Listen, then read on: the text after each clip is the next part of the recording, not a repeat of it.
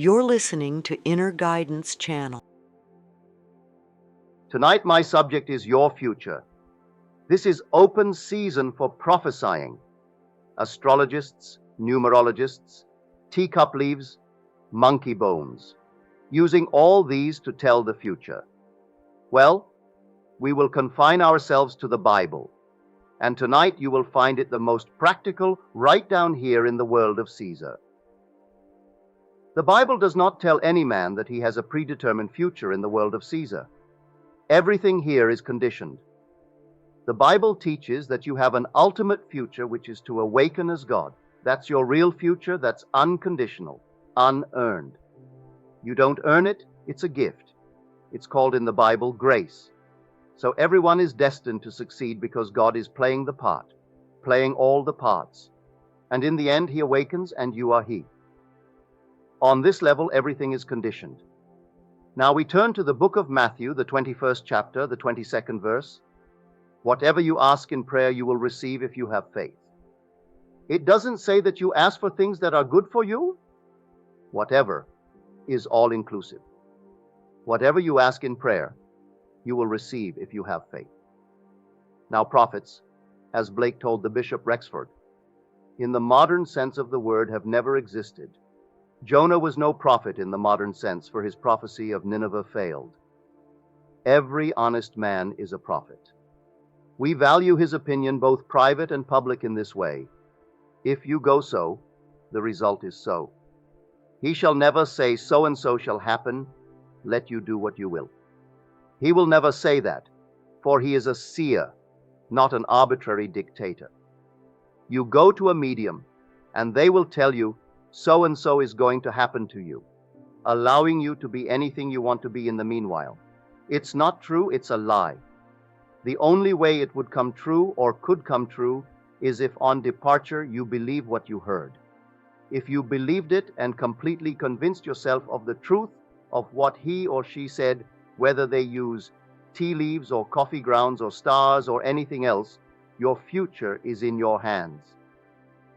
You cannot be in one state of consciousness and not suffer the consequences of not being in another state of consciousness. You cannot change the course of your future life so long as your present state remains the same. A change of state is a change of your world. This whole vast world is infinite response. It's response to you. You are the operant power. Listen to the words of Scripture. We love because he first loved us. Per John 4:19. We love because he first loved us. What he? He's speaking of God. Something out there? No. God is in man, as man's own wonderful human imagination. So I will now have the world respond? Well, then I must be the operant power and it. What would I do? Well, I'd make a selection. Single out what I want to be this year, 1966. Assume that I am it.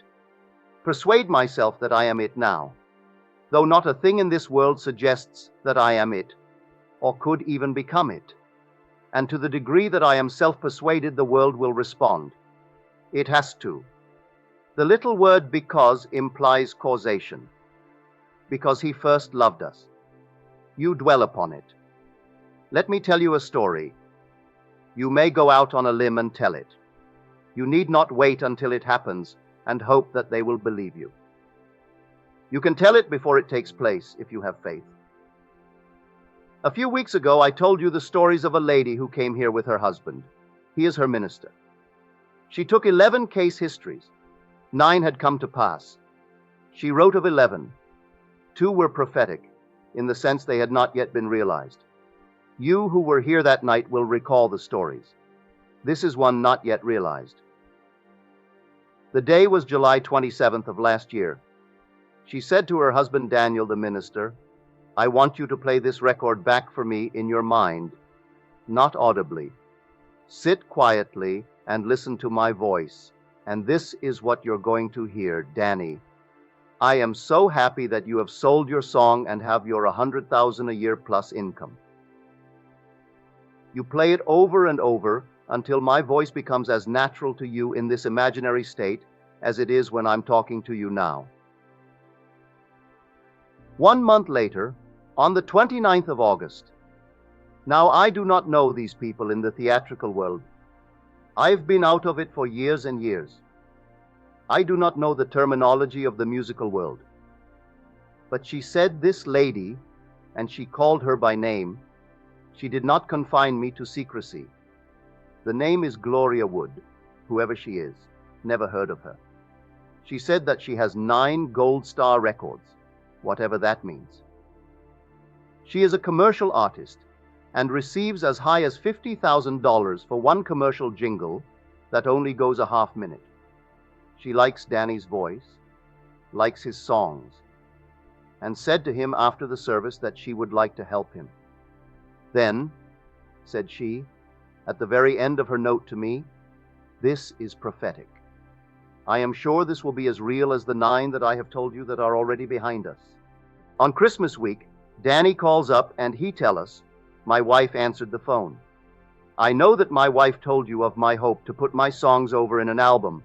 Well, calling this same lady by name, she has the reputation. Her name associated with his is an instantaneous sale. We've made the album. It's distributed by the company who has promoted her to the tune of 9 gold records. Now, $100,000. It just started. But her name was identified with his name on the records in his album, using only his songs, and he plays piano. In fact, he's a one-man show, plays the organ, he's his own chorus, he's the minister, and he does everything but take up the collection. You've seen him here, big strapping fellow. Well, that's one. Now, to come back to our theme tonight, your future is in your hands, as based upon that verse in the 21st chapter, the 22nd verse of Matthew. Whatever you ask in prayer, you will receive if you have. First of all, when you read it, you will think, you've been taught by your ministers to pray audibly. Get down on your knees and say the words. You go to these churches. Over the weekend, if you like the ball games as I do, each started with a huge big prayer. 100,000 on the outside, and one man is leading them in prayer. He couldn't possibly begin to believe what I want. You, if you were present, how could he possibly lead you in prayer? Prayer is a very individual thing. No two tonight in this room desire the same thing, and he's leading 100,000 in prayer, in this audible prayer. You don't do it that way. The word prayer, as used in the Bible, means motion towards, accession to, nearness at, or in the vicinity of. That's the meaning of the word prayer. So I have a desire. How am I going to move towards the fulfillment of it? How will I get near? Suppose my desire this night would take me to the east. How would I get near 3,000 miles away? Because I am all imagination, it's easy. Man is all imagination, and God is man, and exists in us, and we in him. The eternal body of man is the imagination, and that is God himself. Blake, Annotations to Berkeley. All things are possible to God. Is there something you can't imagine? You may not believe it, but don't tell me you can't imagine it. So now, here is the story. In one of my books, I can't recall the title of the book. If you are familiar with my books, you'll know it. But I'm quite sure that the majority here have never read it or heard this story. The lady to whom it happened did not confine me or in any way swear me to secrecy. She's a gracious, wonderful lady, and so I'm going to use her name. Not to drop names, but to let you know who she is, and that with all of her background, tremendous background, she didn't know how to pray. She's a pillar of the Episcopal Church in New York City, a pillar of the church. Her name is Mrs. Archibald Roosevelt, the daughter-in-law of our late Teddy Roosevelt. She came to me. In fact, she came once a month, at least once a month, for a period of years. She said, Neville, every year I have rented my town home, and with that rental paid in advance, I've been able to open my country home in Long Island. This year, for the first time in over 20 years, no one has shown any interest. We have the same real estate agent in the same social world that he caters to. But this year, the season's slipping by, and rentals will be at an end, for it's only for the summer. Not one person has shown any interest in taking my apartment, and unless I rent it, I cannot open my home in Long Island. We have a social position and a political position, but we're not people of means. My husband works for a salary. We are not wealthy Roosevelts. We are Roosevelts, and the name is powerful in the political world and in the social world. The demands on me and my husband are so great because of our name at the end of the year, we don't know where the next is coming from to give to charity, as is expected of us. We have many children, and like all mothers the world over, all parents. There's always need, and so they come first. So there is always need from one or the other of the 5 that we have. So what must I do? I said, you've been coming here over the years now. You know about me, from the past.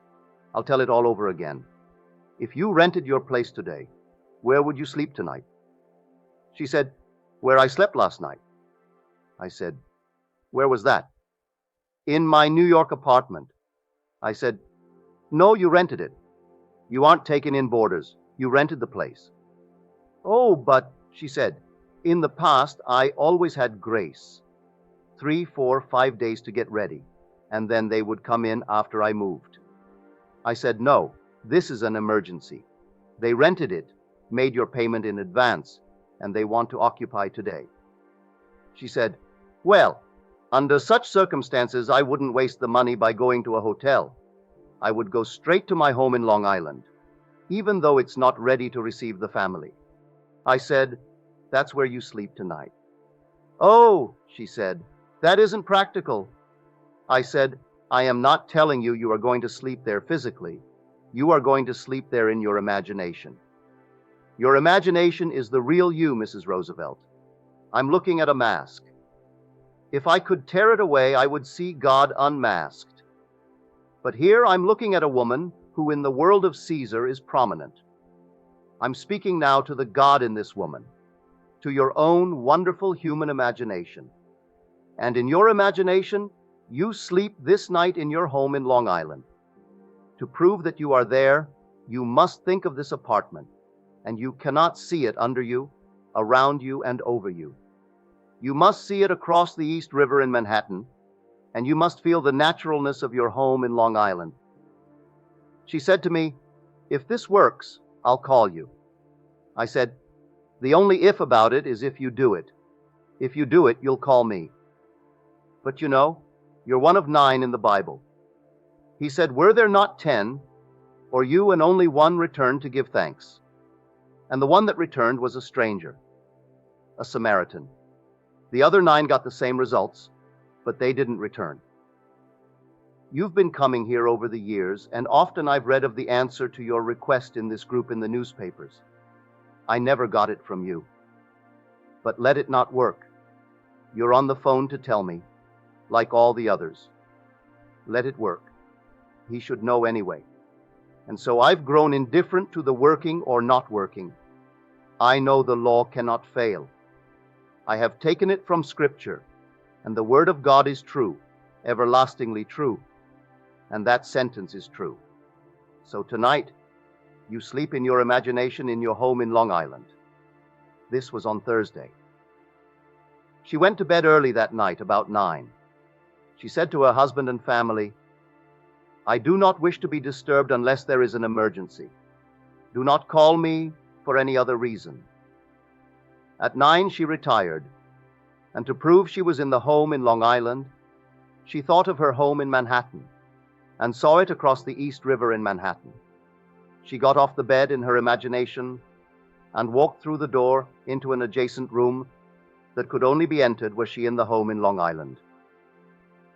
She did these many little things and gave this imaginal state all the sensory vividness and all the tones of reality that she could possibly muster. Then she slipped into the deep.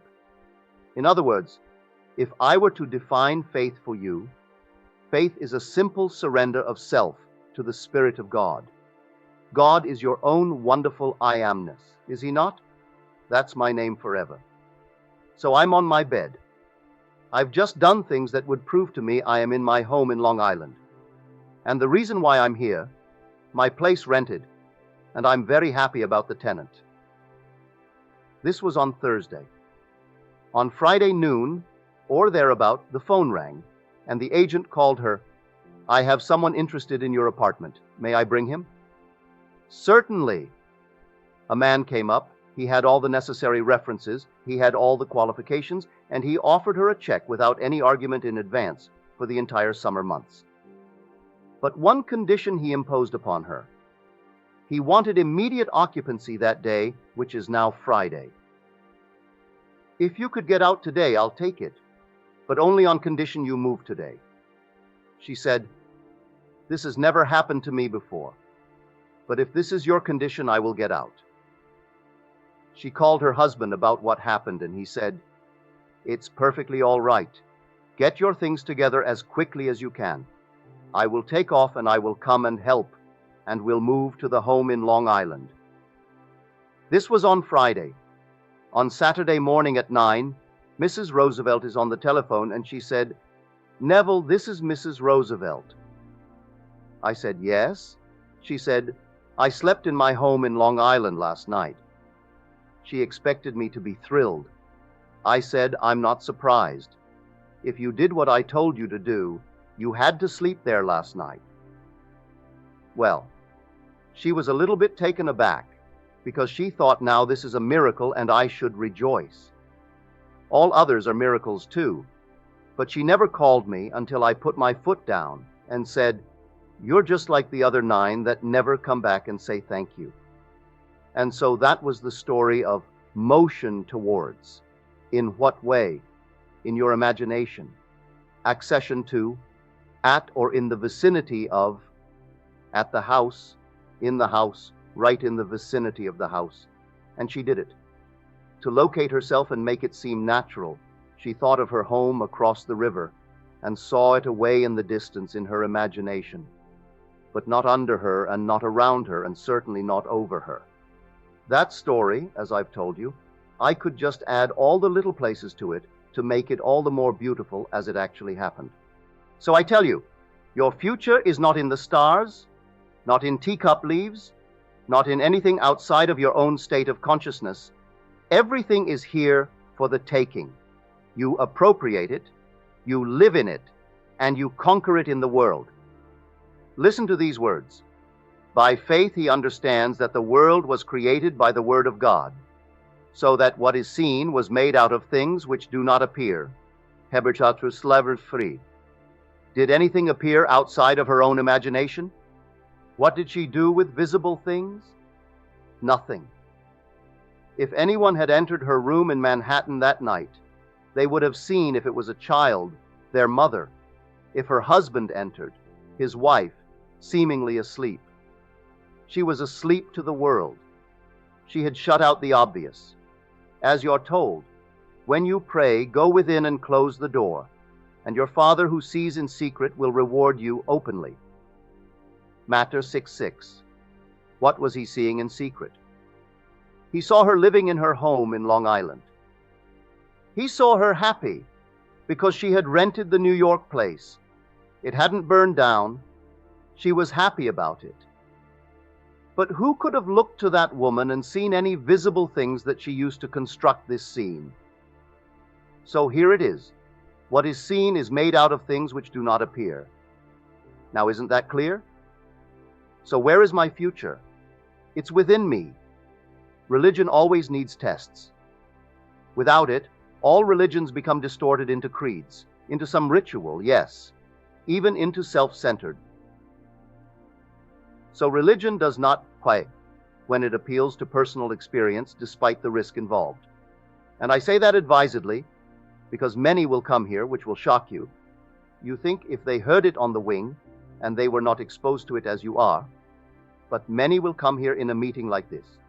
And I will say over and over, always use your imagination lovingly on behalf of others. Never use it in any hateful manner. There is no other. You're only going to hurt yourself. Always use it lovingly on behalf of others. Yet there are those who will gloat over the hurt of another, and gloat in the presence of others and tell them, I want to see him dead, and he is dying before my face, and hurt these too, because they don't want the speaker dead. Just actually feel it. Then you're taking this fabulous law that could set you free and bind yourself all the more. So I will say to you who has done it, you cannot cause me to depart before my time. No one multiplied by all the people of the world has the power to cause my departure 1 second before my time. You can't hasten it, and you can't delay it. And it would be better if a millstone were tied around your neck and be cast into the sea than to dare to put your finger on one whom he has called to tell his story. If you saw tonight's TV, here is Mike Quinn, head of the Transport Union. He incited the entire city of New York. He was brought before cameras, and these are his words. There he is before the cameras, and he's saying, speaking of the judge who sent him to jail, he said, I'm waiting for the sheriff to come and he will take 9 of us, and let the judge drop dead and rot in his black robes. I will not, said he, call back this strike. All right. The sheriff came through the door and picked him up, put him in the wagon, and off to the city jail. He was there 2 hours, and he came down with a heart attack. Here came the ambulance. They wrapped him up in his blankets and rolled him out to the waiting ambulance to take him to Bellevue. What he wanted for the judge arrived within 2 hours and happened to him. There is no other. So I tell you, use your imagination lovingly on behalf of all, because there is no other. It's yourself pushed out. This whole vast world is yourself pushed out. Your future is really in your hands here in the world of Caesar. But because you don't use it lovingly, I could never tell you how long, how vast, how severe the anguish before you are brought forth from the furnaces. For you aren't going to be brought forth from the furnaces and enter the world called the kingdom of God until you are perfect as your Father in heaven is perfect. So do unto others as you would have them do unto you. That's the eternal code. And never accept a feeling of getting even or hurting unless you want the same thing done to you. So I tell you, the story is true. Whatever as vast as eternity, you ask in prayer, remember what prayer is, motion towards the fulfillment of the wish fulfilled, that's motion towards all in your imagination. You will receive it, that's a promise, if you have faith. So take tonight's definition of faith, which I'll give you, which is a simple surrender of self to the Spirit of God. You put yourself in the state and sleep. You surrender your spirit. Into thy hands I commit my spirit. After having occupied the state, simply relax in that state, and God sees the state you're in, and that's like a ah, and the whole vast world responds to what you have done. You don't have to ask them anything. Mrs. Roosevelt didn't go out and come up to a person saying, "You've always over the years rented my place, what's wrong?" She didn't complain. She simply went home. She believed what I told here, and she applied it. The very next day it's rented, and she has her check for months in advance. With that, she could open her place and have a wonderful, wonderful summer. So let no one put any wet blanket upon you by telling you that the future is already written for you and it's in the stars. Those wonderful words of Cassius to Brutus. The fault, dear Brutus, is not in the stars, but in ourselves that we are underlings. Not in the stars. Look there if you want to, but you won't find them there at all. I'll tell you a story concerning one who is now gone from this world.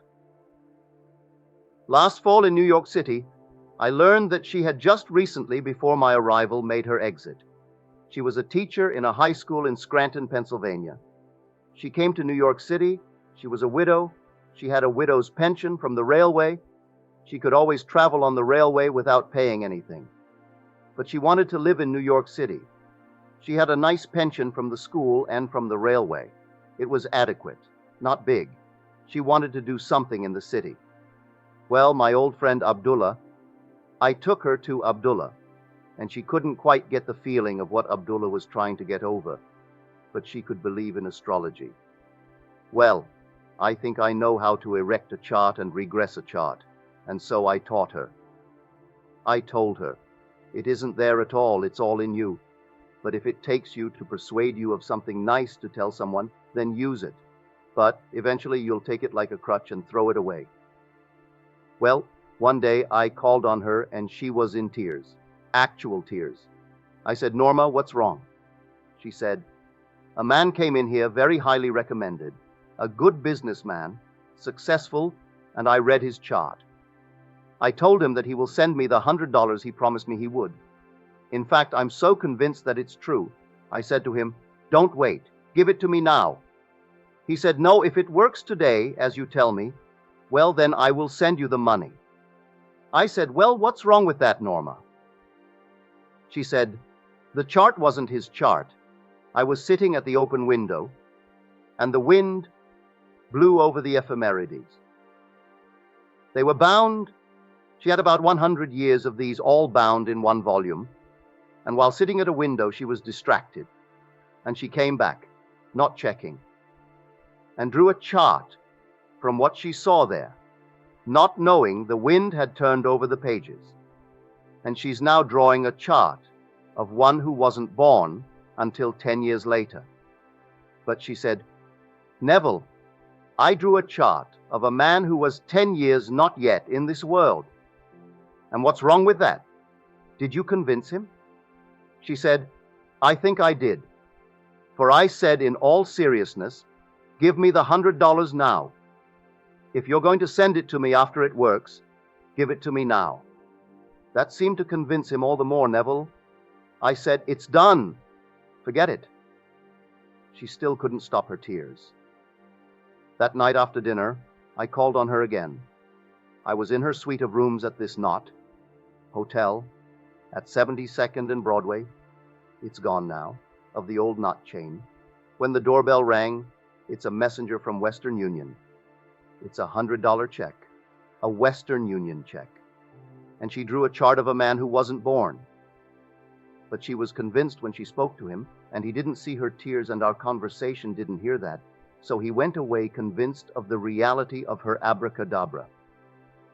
He's a big businessman. You see, it comes in all walks of life. They tell me that Hitler wouldn't make a move without consulting his astrologer. So they tell me, where did it get him? Where did it get him finally? And so all this business of something on the outside, she got that $100, and I was in her room when that Western Union boy delivered that Western Union check. Yes, you can persuade yourself if you want these things, but don't resort to anything but God, and God is your own wonderful human imagination. If God is the only creator, He is the only receiver as well. So you think of your home right now. Who's doing it? If I said, what are you doing? Right away you said, God, I am. And then you name it. Well, who's doing it? You said, well, I'm doing it. Well, that's God. He is the only receiver. But if you don't know that, you aren't going to believe in the reality of what you're doing.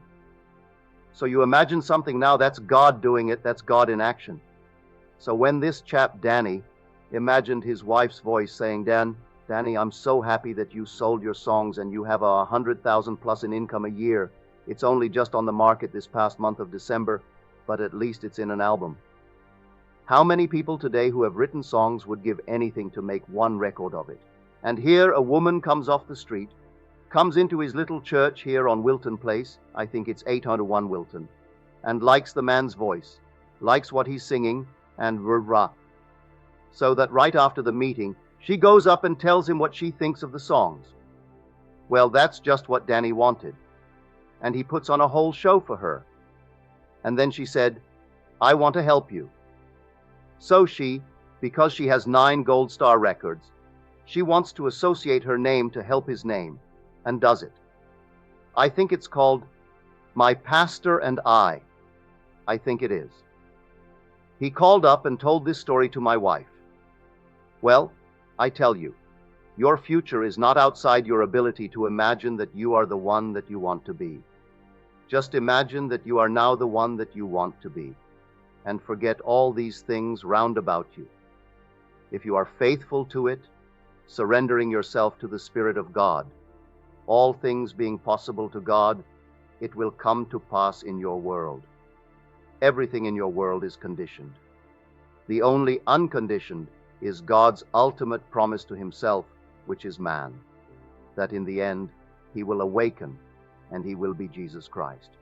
You will know there is only Jesus Christ.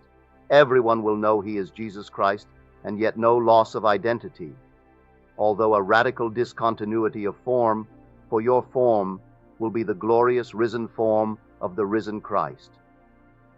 Now let us go into the silence